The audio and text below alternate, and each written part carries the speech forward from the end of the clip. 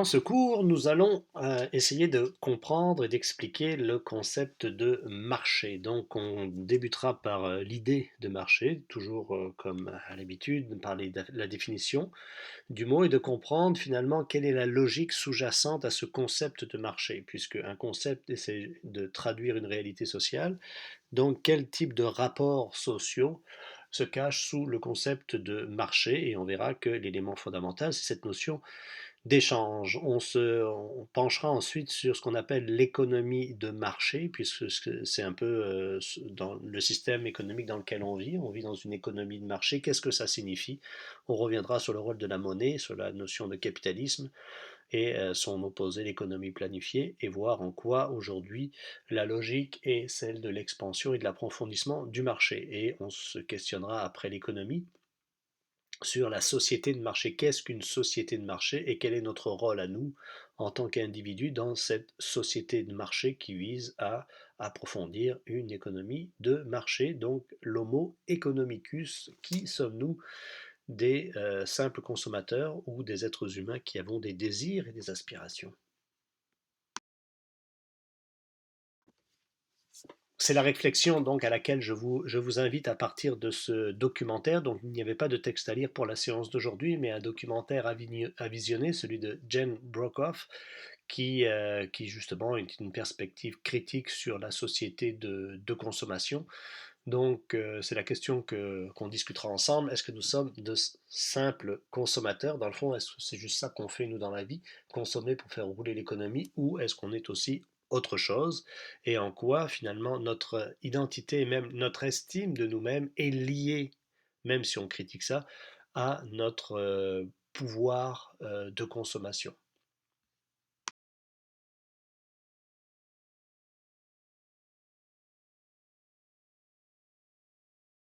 Alors commençons par les définitions.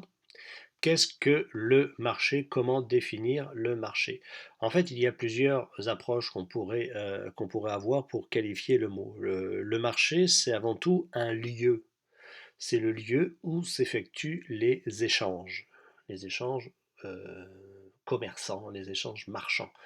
Donc, prenez l'exemple d'un marché comme le marché Jean Talon ou le marché Bon Secours, un lieu d'échange où se rencontrent finalement le consommateur et les producteurs. Deuxième élément important à concevoir, c'est un ensemble. On peut considérer le marché non plus simplement comme un lieu, mais comme un ensemble de transactions concernant un bien. Quand on parle de marché immobilier, quand on parle de marché d'échange, le marché de la monnaie, quand on parle de marché, en tout cas attribué à un bien particulier, ce marché-là, c'est un lieu physique, c'est un ensemble de transactions. Le marché immobilier est en croissance, ça veut dire qu'il y a beaucoup de transactions, beaucoup d'acheteurs, beaucoup de vendeurs sur le marché immobilier. Donc, ce n'est pas tant un lieu physique qu'un ensemble d'activités, de transactions euh, concernant ce bien spécifique. Troisième élément de définition qu'on peut voir dans le sens de ce concept-là dans la société, c'est la caractéristique d'une société où les échanges se font sur la base du prix fixé par le marchandage. Donc c'est un peu ce que je vous disais dans le plan initial, l'économie de marché, société de marché. On est des sociétés de marché qui fonctionnent selon une économie de marché parce que justement les échanges qu'on a se font sur la base du prix fixé par un marchandage entre le vendeur et l'acheteur. C'est ça c'est la loi de l'offre et de la demande, si on veut, qui est à la base donc de la fixation de la valeur de tout ce qu'on échange. Donc c'est une caractéristique, une économie de marché, une société de marché, on l'utilise comme un adjectif. Et finalement, on peut l'entendre quelquefois sous cet angle-là, c'est un peu plus péjoratif, mais on va considérer le marché comme carrément une personne. Il y a une personnification. Donc c'est la résultante des décisions d'une multitude de personnes. Donc on va considérer le marché comme pratiquement un être autonome, un peu comme on l'a vu avec l'État. C'est ce qu'on entend souvent dans les commentaires économiques, hein. Les marchés sont déprimés, les marchés sont optimistes, les marchés sont encouragés ou sont affligés par la crise du coronavirus. Un marché n'a pas de sentiment. Un marché, c'est un ensemble de transactions, mais on le personnifie pour qualifier son mode de fonctionnement à la lumière de ce que pourrait être le mode de fonctionnement d'un être humain. Donc, différentes manières d'approcher ce concept-là. Le marché occupe aussi une place importante dans l'une des sciences sociales, qui est l'économie, parce qu'elle est foncièrement liée à son objet d'étude. Quel est l'objet d'étude fondamental de l'économie? C'est, vous l'avez écrit ici, l'activité humaine fondée sur la production, l'échange et la consommation de biens et de services. Il y a donc trois éléments fondamentaux dans l'économie: la production, produire des biens; la consommation, les consommer. Mais pour que cette production puisse trouver sa consommation, pour qu'il y ait le lien entre le producteur et le consommateur, il faut un lieu, il faut un moment, il faut une action qui est l'échange, et l'échange se fait sur le marché. Donc le marché est fondamental dans cette analyse du fonctionnement de l'économie, et c'est pour ça que on va considérer, les économistes vont considérer, vont porter une attention très très forte sur ces trois éléments-là: comment va la consommation, comment va la production, et surtout comment étendre, comment assurer le plein développement des marchés pour justement stimuler à la fois la production et la consommation.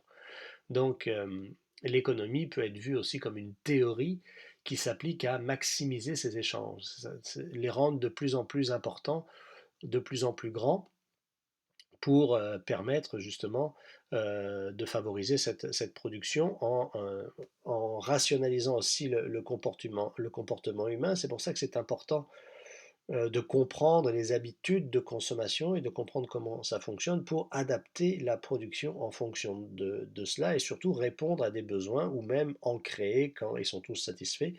Et c'est un peu l'objectif de l'économie, était de répondre ou de résoudre le problème de la rareté. Donc quand des gens expriment un besoin qu'ils n'est pas satisfait parce qu'ils ne produisent pas eux-mêmes les biens dont ils ont besoin, eh bien quelqu'un va les produire, et après il faut qu'il y ait ce moment de rencontre entre le producteur et le consommateur pour que le problème de la rareté des biens soit résolu par la production adaptée en fonction des besoins. Donc c'est un peu tout l'élément fondamental de ce fonctionnement de l'économie, et on voit que la notion de marché est centrale dans tout cela. Intéressons-nous un petit peu plus à la logique fondamentale, le rapport social qui existe, si on veut avoir une perspective sociologique, on ne fait pas de l'économie là, sur cet objet d'étude qui est le marché. Quelle est la logique fondamentale de fonctionnement de ça? C'est sûr que la finalité du marché, c'est cet échange de biens et de services. Donc on a deux individus qui rentrent en interaction pour échanger quelque chose. Donc ça, c'est le premier élément. Et dans une logique de marché libre, d'une certaine manière, dans cette idéologie-là, il doit y avoir un marchandage, une négociation sur le prix. Donc moi j'ai quelque chose à t'offrir, toi tu le veux, comment on va s'entendre sur un prix? On va fixer le prix par notre échange et notre marchandage, hein. Vous partez en voyage, en général, vous allez marchander le prix de n'importe quoi là, avec la personne. Quand vous allez à l'épicerie du coin, vous ne marchandez pas véritablement le prix de ce qui est sur les rayons, parce qu'on accepte une convention sociale autour du prix. Donc il faut revenir à cet élément-là. Donc quel est le rapport social qui va se nouer entre le vendeur et l'acheteur, entre le producteur et le consommateur? Est-ce que c'est une relation égalitaire? Est-ce que c'est une relation en tension? La logique du marché doit être fondée, si on considère le marché comme le lieu d'un rapport social d'échange, quel est le rapport qui va s'établir entre les deux? Est-ce qu'il est égalitaire ou déséquilibré? C'est donc en concentrant notre attention sur le rapport social induit par cette notion de marché, ce rapport entre ces deux personnes qui vont marchander pour fixer le prix d'un bien, qu'on peut concevoir les conséquences sociales de l'imposition de cette notion-là. Parce que dans le fond, on va souvent dire qu'on vit dans une économie de marché, et l'économie de marché, ça veut dire quoi? Ben, concrètement, une économie de marché, c'est une économie c'est une société, pardon, dans laquelle les échanges se font sur la base du prix fixé par le marchandage. C'est ça l'économie de marché, c'est qu'il il doit y avoir une possibilité de fixer le prix en fonction de la loi de l'offre et de la demande, hein. C'est ce qu'on apprend fondamentalement, c'est un principe de base de l'économie de marché. Donc pour qu'il y ait un ajustement de la loi de l'offre et de la demande, il faut que le marché soit libre, c'est-à-dire qu'on doit laisser libre cours à cet ajustement-là entre l'offre et la demande. Concrètement, posons-nous la question, dans la société actuelle, quand est-ce que vous négociez le prix de ce que vous achetez? C'est relativement rare d'une certaine manière. Vous avez une automobile, vous allez faire le plein d'essence. Est-ce que vous négociez le prix de l'essence? Pas du tout. Le prix d'essence fluctue, on sait jamais trop vraiment pourquoi. Vous allez à l'épicerie, vous payez le prix de ce qui est, je le disais tout à l'heure, de ce qui est inscrit sur les rayons. Vous recevez votre salaire, vous pouvez toujours négocier, mais en général, on prend ce qu'on nous donne. Donc, est-ce qu'il y a véritablement une capacité de négocier? Est-ce que concrètement, dans la vie de tous les jours, on est dans cette logique de marchandage? Pas véritablement. Les prix sont fixés ailleurs, sans que finalement les deux personnes qui rentrent en interaction puissent véritablement s'adonner à un libre marchandage. Donc, est-ce que les marchés sont libres? Peut-être, mais pas pour tout le monde, d'une certaine manière. Et c'est un peu la phrase, la critique que tout le courant socialiste pouvait amener à l'analyse de cette idéologie du marché libre dans l'économie de marché, c'est que, c'est la phrase de Marx, le marché libre, c'est le renard libre dans le poulailler libre. On est libre, mais on n'est pas tous égaux. On n'a pas tous le même pouvoir, on n'a pas tous la même capacité dans ce rapport de négociation. Donc, il y a fondamentalement une inégalité qui s'instaure, même si a priori on va prôner, on va mettre de l'avant cette idée de libre marché. Alors au-delà de ce rapport social inégalitaire, deuxième élément, le marché donc est le lieu de rencontre de l'offre et de la demande, donc du producteur et du consommateur. Donc on pourrait considérer que, on pourrait le voir ça dans une logique de troc, mais en fait pour véritablement bien fonctionner, il fallait inventé la monnaie. Et c'est la monnaie comme une espèce de moyen d'échange qui va permettre le miracle de l'accumulation. Alors essayons de comprendre un peu cette logique-là. Pourquoi a-t-on inventé la monnaie et en quoi l'invention de la monnaie a permis le développement du marché? Eh bien, la monnaie va permettre de donner un pouvoir d'achat relatif, c'est-à-dire que par exemple, vous êtes un producteur de morue et vous voulez acheter des betteraves, eh bien, quand vous pêchez de la morue, vous en avez beaucoup, c'est la saison de la pêche, ou le homard, par exemple, qui s'en vient, mais vous n'aurez pas des homards toute l'année pour pouvoir les échanger contre des betteraves, et le producteur de betteraves, c'est un peu la même affaire. Le stock, comment arriver à stocker de la valeur? Alors, si on est dans une économie de troc, il faut stocker le bien qu'on va échanger, mais est-ce qu'on peut le stocker tout le temps? Pas véritablement. Donc le miracle de la monnaie, l'invention de la monnaie visait justement à transformer la valeur d'un bien à un moment précis en quelque chose qui était intemporel, qui vieillissait pas, qui se mangeait pas, qui se consommait pas, mais qui servait juste à servir de valeur d'échange. Donc c'est un moyen d'échange, la monnaie. On l'utilise pour l'échanger contre quelque chose de périssable d'une certaine manière. Donc ça a une fonction dans le développement de cette économie, ça permet justement de donner une valeur, d'avoir une valeur qui s'accumule et qui puisse être échangée à un autre moment, et donc quand on n'a plus le bien à troquer essentiellement. Donc il y a eu toutes sortes de monnaies, hein, juste avant l'invention du papier-monnaie, il y avait la pièce, avant ça il y avait toutes sortes d'objets. En Afrique par exemple, on utilisait les petits coquillages qu'on appelle les coris comme monnaie d'échange. Alors bien sûr, on ne peut pas utiliser par exemple une roche ou le sable comme monnaie parce que sinon tout le monde en aurait et il n'y aurait plus de valeur parce qu'il y aurait abondance si vous vivez au bord de la plage.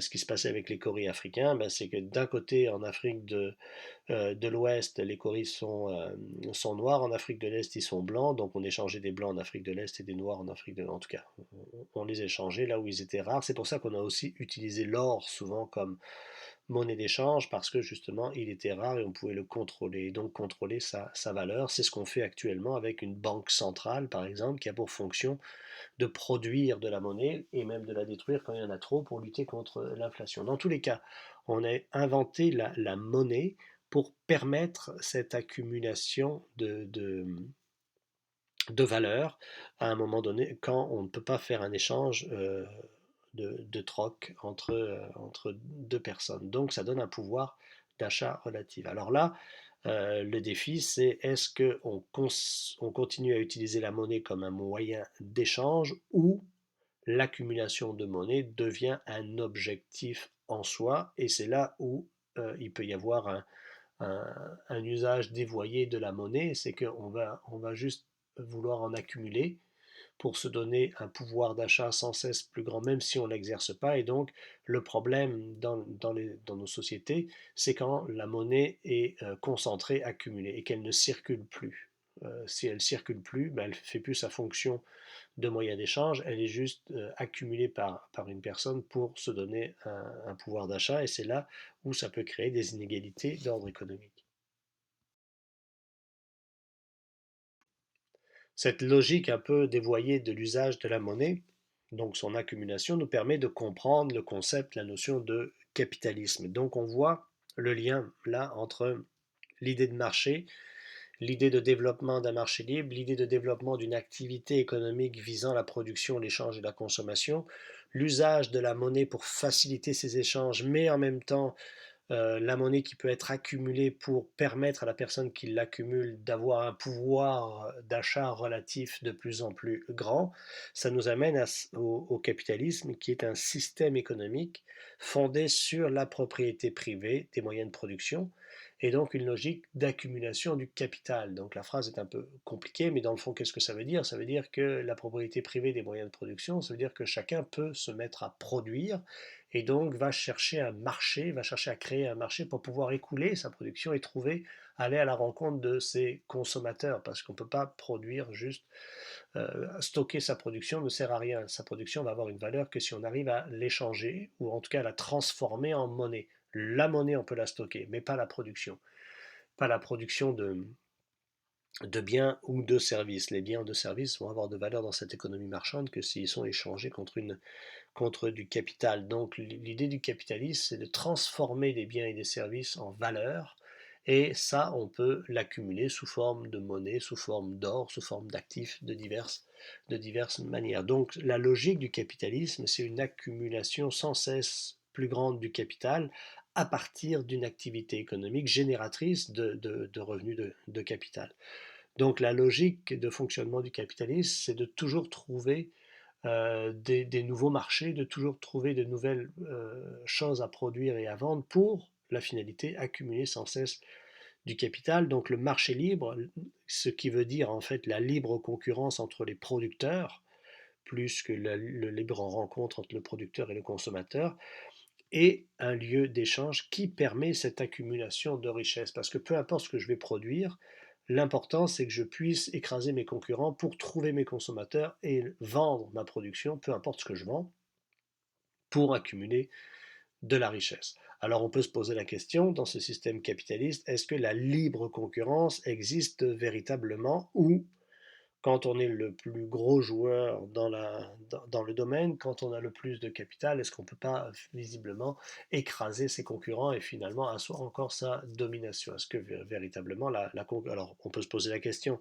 si vous demain vous voulez construire des ordinateurs, vous voulez partir votre compagnie d'automobile, vous allez avoir un peu de misère parce que justement il y a des gros joueurs qui sont là et qui sont là depuis longtemps et qui monopolisent à la fois le savoir, la technologie, les ressources humaines, qui attirent les personnes compétentes pour continuer à produire et à demeurer euh, le premier, euh, le premier producteur sur le marché. Si vous vous mettez à vouloir concurrencer Google, ben, bonne chance. Donc la libre concurrence existe-t-elle véritablement? Plus ou moins, en fait, on vit plutôt dans une logique de monopole. Est-ce qu'on peut, deuxième élément, est-ce qu'on peut tout vendre? Est-ce que le marché a des limites? Est-ce qu'on peut se mettre à commercer sur n'importe quoi pour avoir toujours cette finalité d'accumuler de la richesse?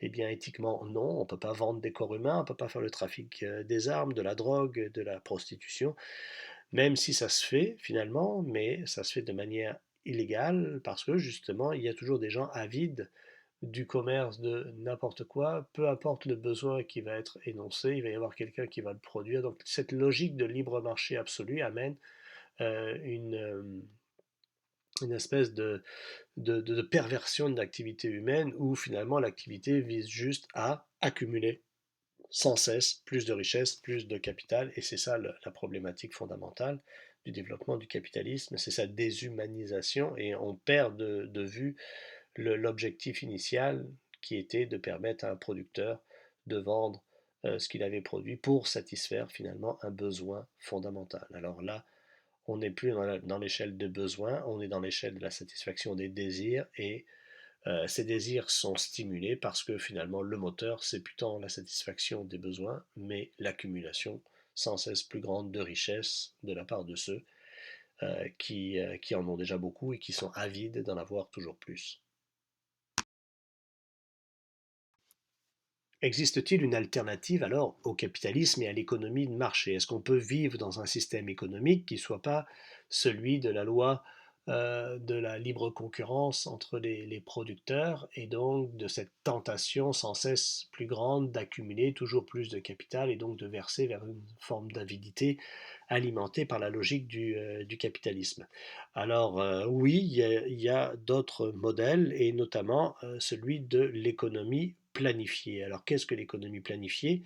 Eh bien, c'est un système économique où il y a toujours de la production, il y a aussi de la consommation et il y a un échange, mais il y a un échange sans marchandage, dans le sens où cette logique de marché, cette négociation, n'existe pas vraiment. En fait, c'est une forme d'économie sans marché.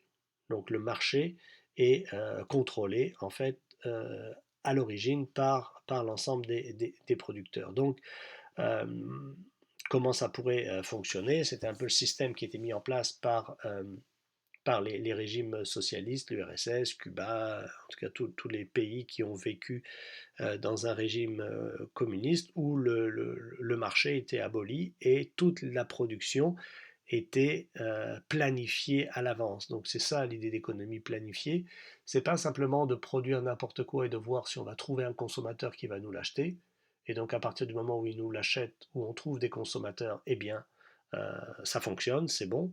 Donc ça nous amène dans une logique sans cesse de marchandage, mais en fait de mise en marché de son produit, donc de publicité. En fait, même si on ne satisfait pas un besoin fondamental, il faut créer le désir d'acheter ce qu'on produit, et donc c'est là où la publicité entre en jeu, et c'est là où la publicité nous crée des besoins qu'on n'a pas véritablement. En fait, elle nous fait prendre nos désirs pour des besoins fondamentaux. Il y a plein de choses qu'on a chez nous, et c'est le sens du documentaire que vous avez, dont on n'a pas réellement besoin, mais qu'on a quand même acheté parce qu'à un moment donné, on a été séduit par ça. C'est le rôle de la publicité. Si vous allez dans un supermarché et que vous vous laissez aller un peu au gré des rayons, tout ce qui est placé partout, le packaging, le marketing, les gens qui vous font goûter toutes sortes de choses dans les rayons, tout ça, finalement, l'objectif de tout ça, c'est de vous vendre des choses que peut-être, a priori, vous n'aviez pas besoin quand vous êtes rentré dans le supermarché. Donc la plupart du temps, vous rentrez avec une idée en tête, puis vous ressortez avec plein de choses que vous n'aviez pas prévu d'acheter. Pourquoi? Ben parce que vous avez céder à la tentation de la publicité. Donc, comment faire pour éviter cela et donc éviter de produire toutes sortes de bébelles dont on n'a pas besoin? Eh bien, c'est de se centrer sur les besoins. Mais comment évaluer quels sont les besoins fondamentaux de la population? Et c'est ça un peu le défi de ces économies planifiées. C'est assez complexe. Est-ce qu'on a tous les mêmes besoins? Bon. Donc là, dans cette économie sans marché, le gouvernement, la bureaucratie, l'État va planifier les besoins attendus de sa population et va ajuster la production en fonction de ça. Donc on va considérer que les gens ont besoin de manger des légumes, de la viande, des protéines, des ci, des ça, et donc on va stimuler la production de ces éléments-là pour satisfaire aux besoins essentiels des gens. Et les gens bien, vont aller dans les magasins généraux, magasins général, pour retirer finalement les éléments de base dont ils ont besoin. Et à la rigueur, même idéalement, il n'y aurait même pas de monnaie dans cet élément-là, ce serait que les besoins seraient satisfaits simplement parce que c'est une fonction euh, essentielle du gouvernement. Donc vous iriez chaque mois au magasin général retirer tout ce que vous avez besoin pour vivre en termes d'alimentation, de vêtements, de médicaments, de services essentiels, et puis vous serez donné parce que vous êtes citoyen de cet État et que vous contribuez à l'effort collectif euh, en travaillant dans le métier qui est le vôtre, mais il n'y aurait pas de marchandage, vous auriez droit à ces éléments-là parce que c'est vos besoins fondamentaux. Sauf que vous comprenez bien, c'est les besoins fondamentaux qui sont garantis et pas de folie, il n'y a pas de folie possible. Donc tout le monde mange la même chose, tout le monde est habillé pareil, et c'est un peu le défi de cette bureaucratie-là. Est-ce que les libertés individuelles qui s'expriment dans les choix de consommation sont permis dans ce modèle-là? Non, pas vraiment. Hein, vous voyez un magasin cubain, là, ça n'a rien à voir avec Costco. Bon, pourquoi? Ben parce que justement, c'est les produits essentiels qui sont mis en vente ici. Il y a un produit de chaque et il n'y a pas 50 rouleaux de papier toilette, par exemple.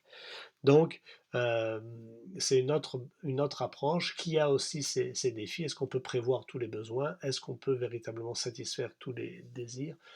C'est cette tension-là qui renvoie finalement à une logique du consommateur.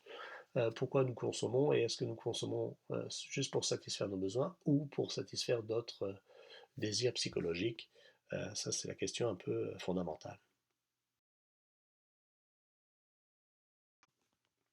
Alors malheureusement, les modèles des économies planifiées n'ont pas franchi l'étape de validation par l'histoire. La plupart des modèles ont un peu échoué, donc on vit dans une société capitaliste, une société de marché, et la logique actuelle, même si en temps de crise comme actuellement, on peut la limiter, mais je vais y revenir un petit peu plus tard, mais c'est une logique d'expansion du marché, puisque finalement, il faut sans cesse trouver des débouchés pour ce qu'on produit, il faut sans cesse trouver des nouvelles opportunités pour produire à moindre coût, donc on est dans une logique d'expansion du marché, du local au global, une expansion géographique, et c'est ce qu'on voit depuis l'origine du capitalisme, hein, il y a 500-600 ans.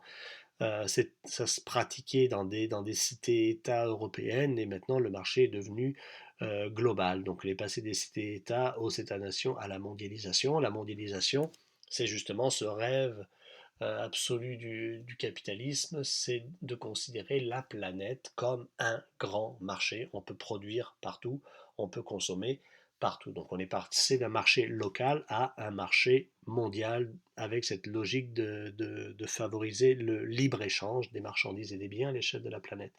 Alors, actuellement, dans la crise actuelle, on voit une limitation de ça et on voit nos gouvernements qui commencent à se dire, mais peut-être qu'on est un peu allé trop loin parce que cette expansion du marché, finalement, bénéficie pas à tout le monde. Hein, c'est l'épisode qu'on a eu il y a quelques semaines quand on avait des fonctionnaires du gouvernement là, qui partaient avec des valises d'argent cash en Chine pour acheter des masques ou toutes sortes d'équipements médicaux qu'on produisait plus chez nous. Ça a été aussi la peur que le gouvernement a eue à ce moment-là.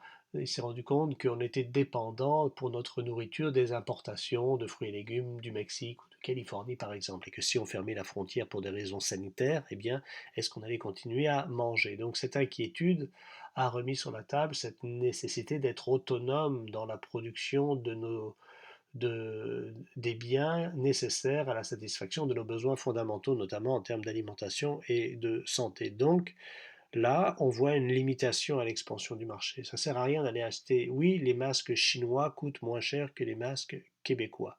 Mais si la frontière avec la Chine est fermée, comment on va faire pour satisfaire notre besoin de masques? La même chose avec les produits alimentaires. Donc on voit aujourd'hui, pour différents motifs, une certaine remise en question de cette expansion du marché mondial, de la mondialisation notamment. Bon, la question qu'il va falloir se poser, c'est que est-ce que cette inquiétude qui naît actuellement dans la tête de nos gouvernements en temps de crise va perdurer quand la crise sera finie? Parce que, au fond, ce qu'on voit, c'est pas juste un choix, c'est véritablement un modèle de société et un modèle d'économie. On vit dans une économie de marché, on a fait le choix du capitalisme. Sortir de ça, ça ne veut pas juste être dire produire un petit peu localement, ça veut dire remettre fondamentalement en question cette idée de choix du capitalisme. Est-ce qu'on est capable de le faire? Oui, on est capable de le faire, mais ça demande une volonté politique forte et pas juste quelques petites mesures. Donc on verra quels enseignements nous tirerons de la crise pour voir comment s'organiser à plus long terme de manière un petit peu plus autonome. C'est le pari des prochaines années. La seconde logique inhérente au capitalisme et au développement de l'économie de marché, c'est l'approfondissement du marché. Donc il y a son expansion géographique, mais aussi son approfondissement, c'est-à-dire de vendre sans cesse plus de choses. Est-ce que le monde entier est une marchandise? Est-ce qu'on peut tout vendre et tout échanger et tout marchander? Et là encore, Il y a beaucoup de questionnements autour de ça et actuellement justement c'est une remise en question de ça en contexte de crise et on le voit avec l'affirmation de plus en plus grande de la notion de bien commun. Il y a des choses, des biens communs qui ne sont pas privatisables, appropriables et donc vendables et marchandisables. Alors je pense à l'eau par exemple, je pense à l'air, je pense à l'être humain, je pense à l'embryon, je pense à la culture, je pense au savoir. En tout cas, il y a toutes sortes d'éléments. Est-ce qu'on peut véritablement tout vendre? Eh bien non. Et donc, mais pour ça, il faut faire des choix. Il faut décider socialement qu'il y a des éléments qui peuvent être marchandisables et d'autres non. Et donc, il y a des biens communs à respecter.